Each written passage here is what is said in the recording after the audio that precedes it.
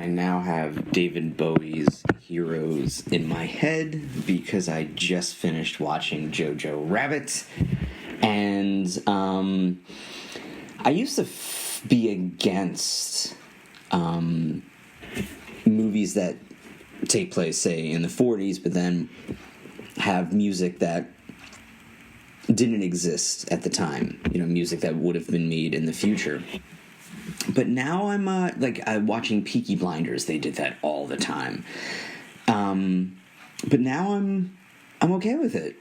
I'm okay with it as long as the song captures the emotion of the moment in the movie. And, you know, and hey, it's a movie. You can kind of do whatever you want, especially these days with the way technology is. And so with the Bowie song, which is a great song, and he recorded it in Germany too, so maybe that's why. And then it was sung in German, so I'm sure that's why Taika Waititi used that. But you know, the way that music can evoke emotions and the way that movies can evoke emotions, and if you've been listening to this podcast, I've said it multiple times how much the reason why I love music and movies so much, and then I named this podcast that, is because they help me feel. And boy, did this movie help me feel. And it was such a roller coaster of feelings. And then, you know, after the Bowie song, how the Rilke quote, like, just kind of cemented what the movie was about, you know, about feeling. I don't have it in front of me, but I'll get it later. And that's what this movie did. It was a roller coaster of emotions, how it can take contradictions. It can take one of the most horrifying events in human history, you know, the Holocaust, and within that world, still have you laugh. And this movie was very, very funny. If you were to tell me, if you were to just speak to me about the plot, you know, it's about a 10-year-old Hitler youth who has Hitler for an imaginary friend, and it's towards the end of World War II. Oh, and meanwhile they're hiding a Jewish person in the house, and I'd be like, oh, and it's a comedy, by the way, and it's like, what, you know? But then when I saw the trailer, like, even though it's about Hitler, and I'm laughing now, even though it's about Hitler, it's just the way he was portrayed, and you can hold these two emotions at the same time. You can hold the horror of who Hitler was and what Nazism is. And it sucks that I have to say is instead of what Nazism was. But it's holding that horror, but then just laughing at the Hitler character and the ridiculous things he was doing, and how, you know, obviously the Hitler character wasn't really Hitler, it was the imagination of this boy, but it was that, and it was the way Watiti used this as, you know, the unhealthy voice, the destructive thoughts that people have, or sometimes the positive thoughts. You know, it was the mind of this boy, in the image of Hitler, you know, probably because it doesn't have a father, and he was searching for a father figure throughout the movie, as it was shown with the Sam Rockwell character. So how what this movie did, how it can take you through all these emotions, sometimes all at once. And that's just great writing, that's great directing, that's great filmmaking, and it's daring. It's very daring subject matter, and you got to be careful with that kind of thing. And I think Taika Waititi just really did it brilliantly. And speaking of brilliant, the acting, I mean, the acting all around was great in it. But I mean, my hat has to go off to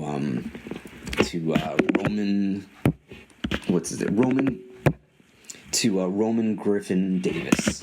Wait, let me make sure. Yeah, Roman Griffin Davis, who played Jojo. I mean, it was his movie.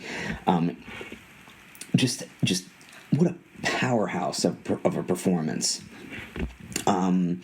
Just what a just the movie. It was just such a believable character, and so well written to encompass what this boy going through just these extraordinary circumstances was going through, and just his comedic timing and his dramatic chops, all of that. I mean, all the acting. The kid who played Yorki, it's like, oh my god. You know, just how they bounced off each other, and just the performances were just was really, really good.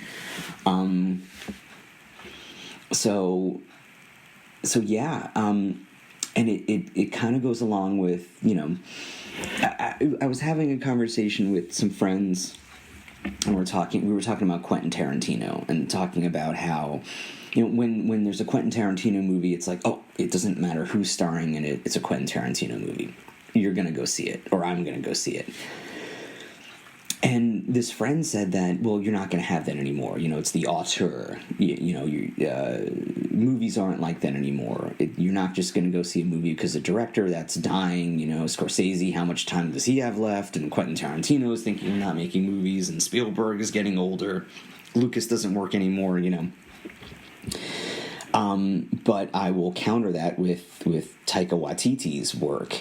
The work that I have seen, obviously aside from Jojo Rabbit, Thor Ragnarok, and I'm not a big superhero movie guy, especially the Marvel stuff. I find them derivative. I find them predictable.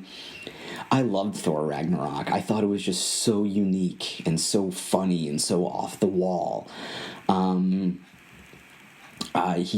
And just speaking of off the wall, just What We Do in the Shadows. Oh my God, the movie and the TV show are just brilliant stuff.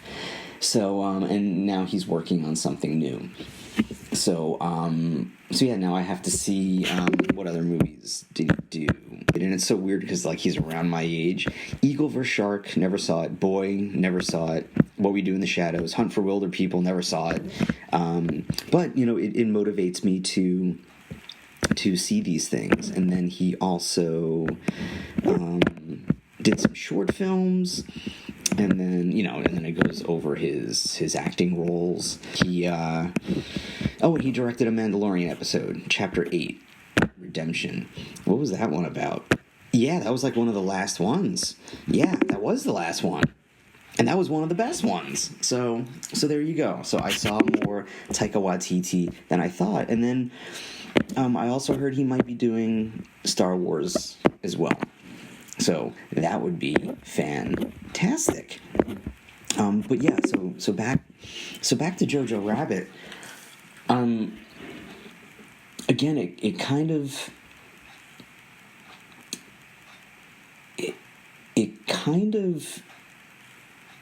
at least, and I'm thinking of the Sam Rockwell character. Now here's a guy who probably did unspeakable things in war, but then you saw almost his turn, and just how, I don't know if the right word is bitter, or just how much in despair he was. And he was slowly killing himself anyway with all the drinking he was doing. I'm sure he had PTSD. But the scenes where he saved the life of Elsa, and he saved the life of Jojo twice. So you saw that in him. And then, you know, when he accepted when it was time for him to die, that would be it. And then he saved Jojo at the end as well, from possibly being shot by the Russians. So, and Sam Rockwell's just a great actor as well. Now, Captain Klenzendorf, his character would have made for an interesting movie, because there was a homosexual subtext in it with the guy from Game of Thrones. I'm forgetting his name. The character he played was Finkel was the character's name, and Nazis killed homosexuals. So I would imagine that they had a relationship. Just that's what the film was hinting at. So it would be an interesting character study, because here we have two Nazis and they contradict what the Nazi parties want them to be. And at least with Captain Klenzendorf, in the middle where he saves Elsa, who is the antithesis of the Nazi party. Elsa is Jewish, who the Nazis obviously want to kill, and he saves her. And then at the end, even though Jojo was a Nazi, I guess probably the point of the movie was that he was just a child. He didn't know any better. And Klenzendorf did. So maybe this was Klenzendorf's, trying to have some kind of penance at the end of his life. And maybe the scenes we saw Klenzendorf in was him trying to cope, all the drinking. You didn't see what he went through in war, but you can tell by his face, that he was through a lot.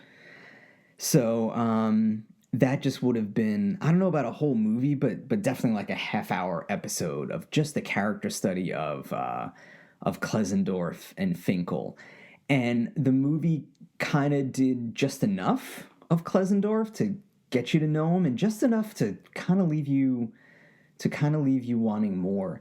And it's what would have happened if Klenzendorf survived. Well, I mean, he probably would have been in prison, killed. He was probably just too high a rank of Nazi. But had he survived, maybe been imprisoned, or had he lived longer, what he would have thought 10 years from the end of the war, 20, 30 years from the end of the war, if he was able to confess all of his sins. And then the relationship between Jojo and his mother, it was kind of like how well they played off each other. Like Scarlett Johannsen was excellent in it, and how the mother wanted to protect him, obviously, because the mother was part of a resistance movement. But then, like, it just, within the comedy aspects of the Gestapo and Stephen Merchant and how funny he is, but then it shows the evil that they did, just hanging someone just like that, leaving a son behind, and him finding out from out of nowhere. And that was just, talk about a scene that was just emotionally heavy, was when he saw her hanging and then tied her shoes and then hugged her, So, and then it makes you wonder, what's next for Jojo and Elsa? Where do they go, after their dance? What do they do in post-war Germany? What kind of lives do they live? It would be interesting to see a flash forward, if they would remain friends, which I'm sure they would,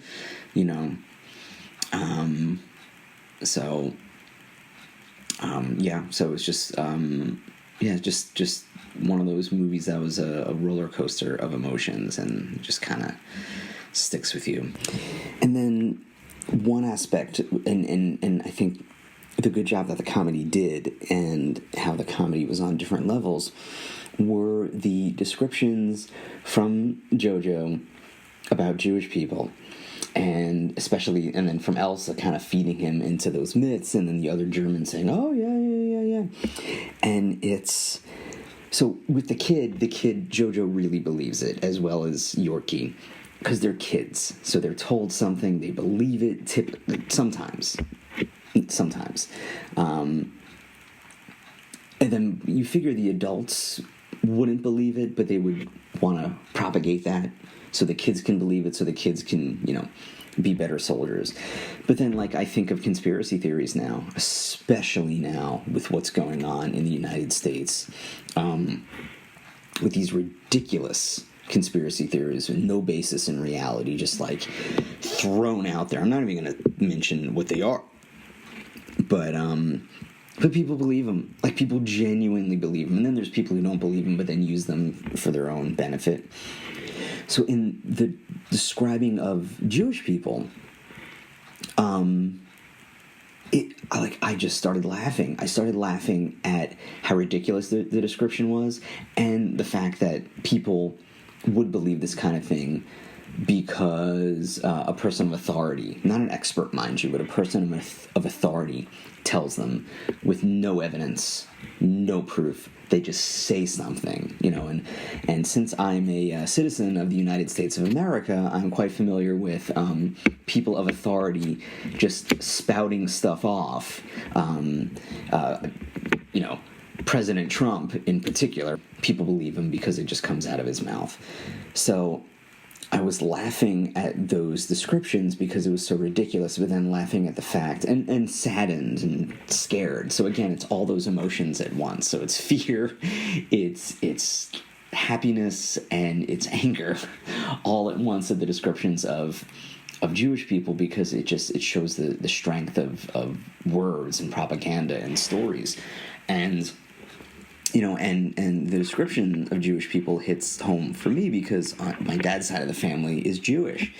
And it was at a very young age that I saw a Holocaust TV show. It was a TV movie called Escape from Sobibor. And it was very, very violent. I remember Rutger Hauer was in it. Rutger Hauer played a Russian troop who was captured and held prisoner in a concentration camp. And it was very, very violent, especially for a TV movie. And then, it told about the escape of people held captive in the camp. And I remember watching it going, well, why are these bad things happening? And I think it was probably my dad who said, well, it's because, they're Jewish. And, I'm an atheist now, but I guess I would be considered a Jew because I was bar mitzvahed. My family, half my family are Jewish, so I guess I would be considered one, especially being bar mitzvahed, even though I don't believe in a God now. But at a young age, that really hit home. It's like people are being killed because of a religion, and a religion that I happened to have shared at the time. So that stuck with me. And then as I got older, I started learning about how this government who used Jews as a scapegoat and who hated Jews rose to power, how they took power, and why it's important for something like that never to happen again. So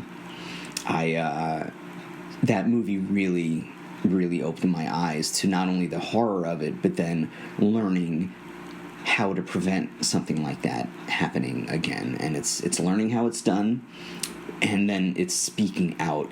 It's especially speaking out while things are still calm. When any hint of something like that starts to rise up, that's when you say something. And even if it's not happening to you, if it's happening to another group of people, but it's the same tactics, you especially have to say something.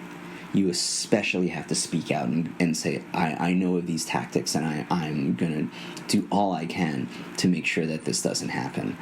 And one of those things, again, not only to speak out, is to organize and is to vote the people out who may believe this kind of thing before it's too late, And even if it is too late, it's, and Jojo Rabbit kind of alludes to that, it's just, you just keep going. You keep going every day. You feel that feeling's going to subside, and you keep going. And within that horror, you find joy, and you find solidarity, and you find togetherness. So even in the midst of a pandemic where, I hope most people are still in quarantine and practicing, staying within their pods, at least we have technology to get together and to organize and to kind of work on things. This is an election year, folks, so you organize and you fight, and you always, always, always keep going. It has to be a habit.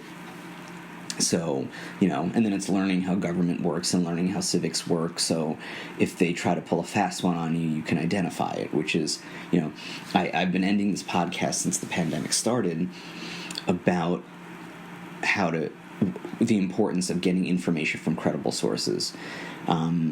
Because if an authority says something and it goes against the evidence, at least you'll know, and at least you'll be able to push back with all your might. Push back.